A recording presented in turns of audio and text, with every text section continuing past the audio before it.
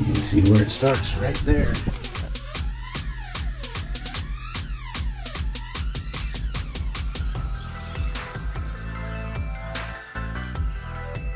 We have got the picture from my kid. I love it when they leave me presents. It tickles me pink and purple. Alright, so we've got this 135. Got it wiped down, got the dirt out of it. So it has the potential to be a very respectable tank.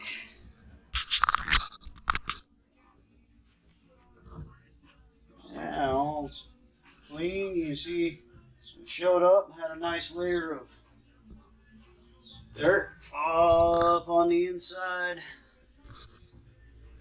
Now we can get a real good look. Real nice professional seams there.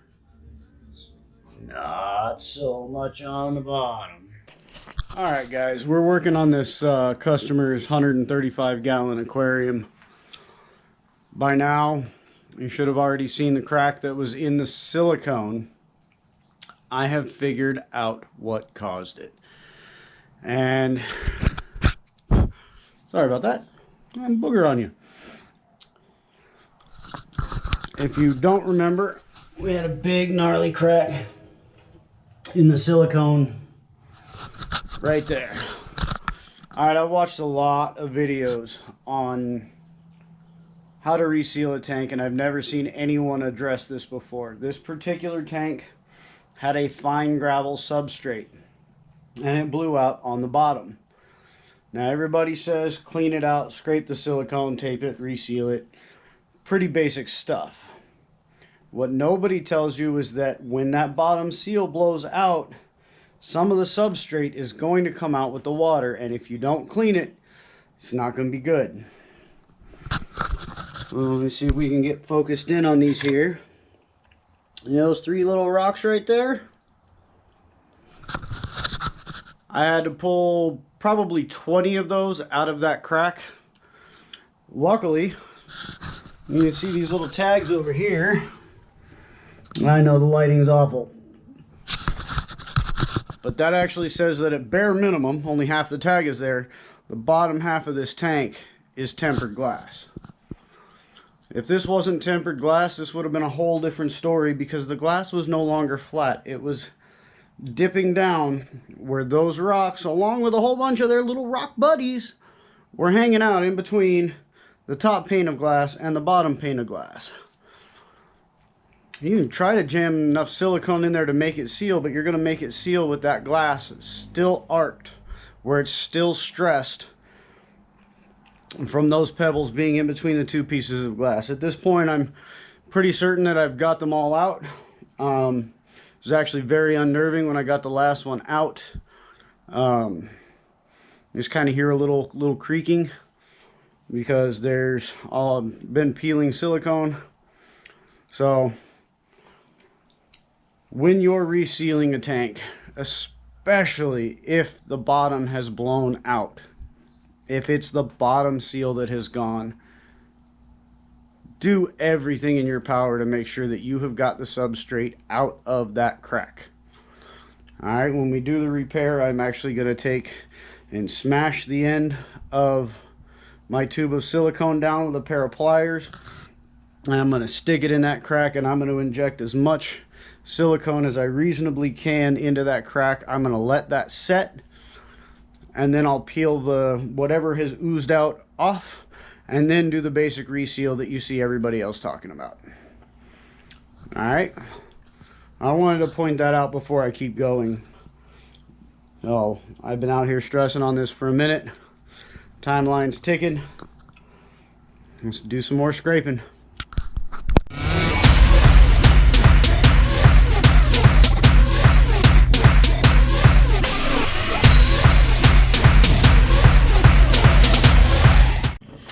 Alright guys, I have finished the scraping. Went through, probably 20 razor blades. And now we're getting ready to make sure that everything is absolutely perfect before we lay the bead of silicone. So I have a few tricks of the trade. For starters, we have these little guys. I pick them up for Harbor Freight. They're usually located right by the register at my local store, and they're $1 a piece. Now I burn through these like there's no tomorrow, so I can't really see paying too much for them. $1 a pop. I think I pick them up, I don't know, 12, 15, a handful at a time. The real secret, right there. 400 grit sandpaper. Sometimes I use 6, sometimes I use 8. This one, I want to make sure that everything is really good and that I have a really, really nice surface for that silicone to stick to. Now, I'm not going to sand the glass, get all ridiculous with it. I'm not really going to scratch everything up. There'll be no fogging or anything. But if I take this and I fold it in half, and I take just this little corner right here, put it right up against the edges, run up and down a couple of times, and make sure that any possible little boogers, any tiny pieces of silicone, any hangers on, anything is out of the way. Make sure that I have a pristine edge for the new silicone to adhere to. No leaks, no muss, no fuss, everybody's happy. So that's what we're going to do right now. We are going to get in here and we are going to get busy on this 135. A little bit of sandpaper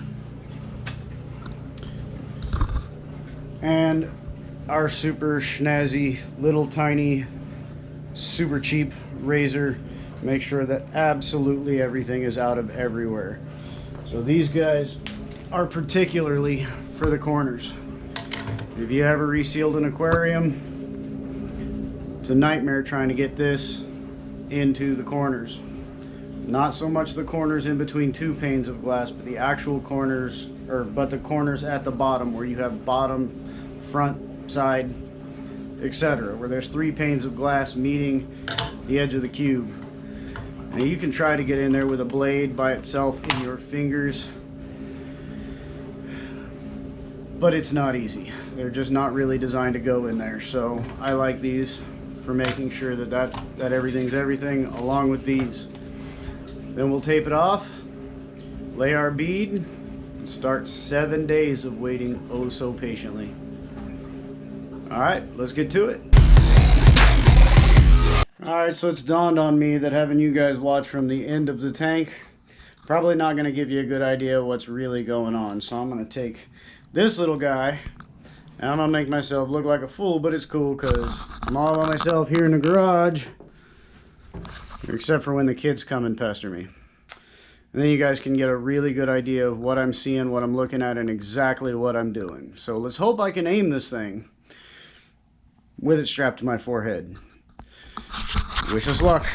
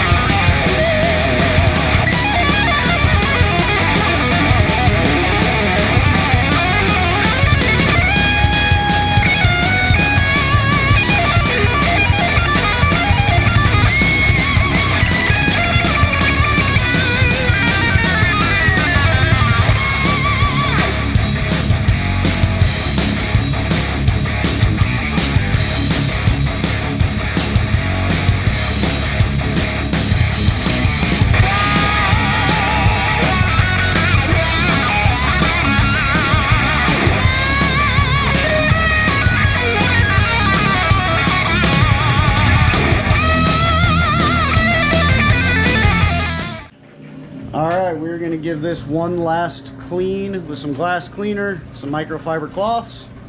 We'll be ready to mask it and apply the silicone. Here we go.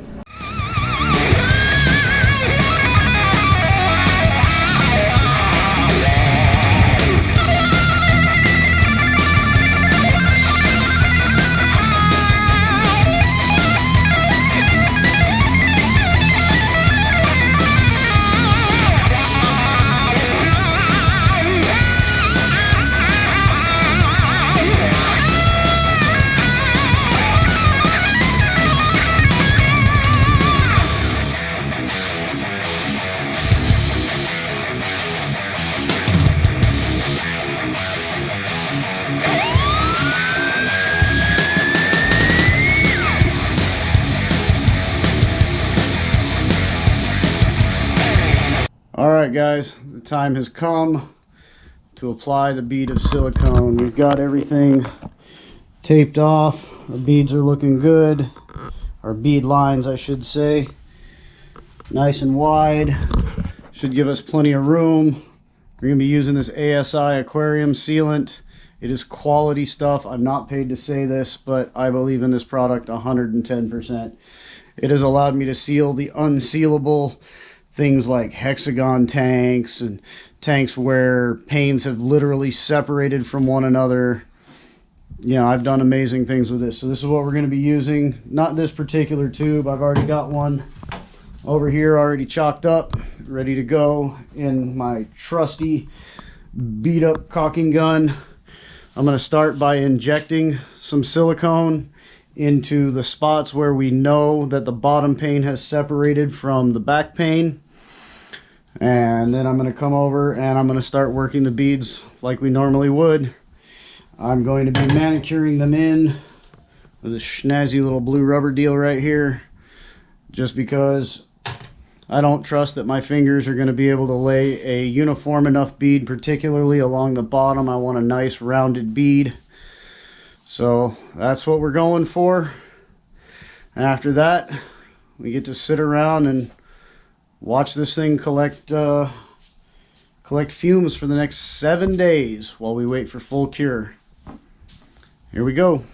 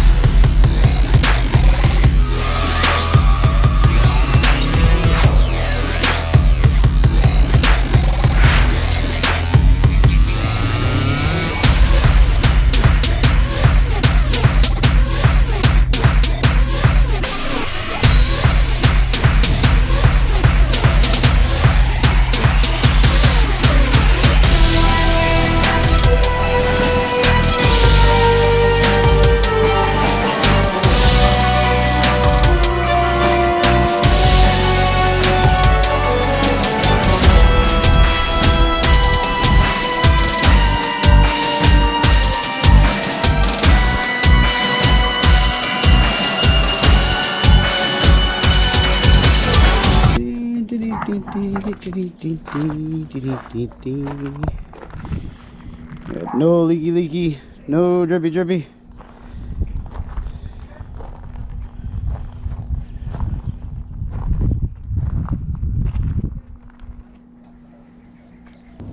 Project 135 reseal, still holding.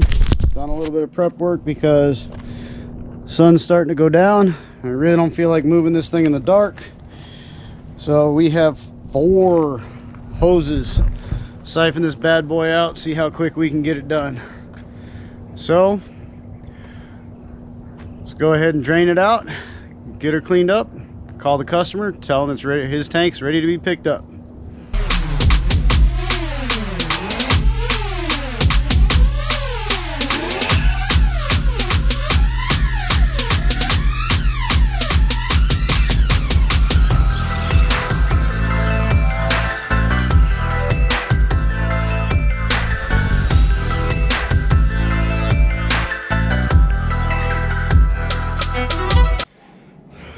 Well, that's it.